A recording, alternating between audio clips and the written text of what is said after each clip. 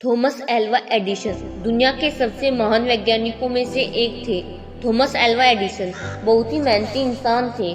Thomas Edison का जन्म 11 फरवरी 1847 को हुआ था और मृत्यु 18 अक्टूबर 1931 को हुई थी।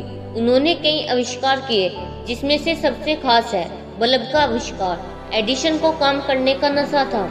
वे एक बार अपनी प्रयोगशाला में घुस जाते तो बाहर ही नहीं निकलते थे।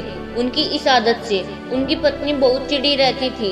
एक बार तो एडिसन कई दिनों तक अपनी प्रयोगशाला से बाहर निकलने का नाम ही नहीं ले रहे थे।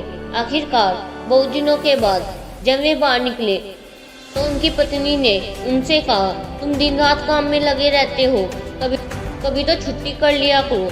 एडिसन ने कहा, लेकिन छुट्टी लेकर मैं जाऊंगा कहाँ? पत्नी बोली, जहाँ तुम्हारा मन चाहे, जो जगह तुम्हें प्रिय हो वहाँ चले जाना।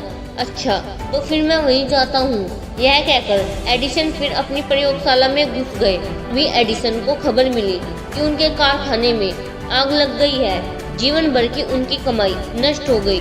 दुर्घटना के बारे में सुनकर उनका बेटा चार्ल्स दौड़ा हुआ वहाँ पहुँचा। उसने देखा कि उसके पिता एक कोने में खड़े हैं। जाड़े की ठंड हवा से उनके बाल लहरा रहे हैं। अपने पिता के लिए बेटे का दिल बिलख रहा था। चार्ल्स को देखते ही एडिसन ने जोर से कहा, तुम्हारी माँ कहाँ है? उन्हें बुलाकर लाओ। यह चीजें उसे जीते जी कभी देखने को नहीं मिलने वाली।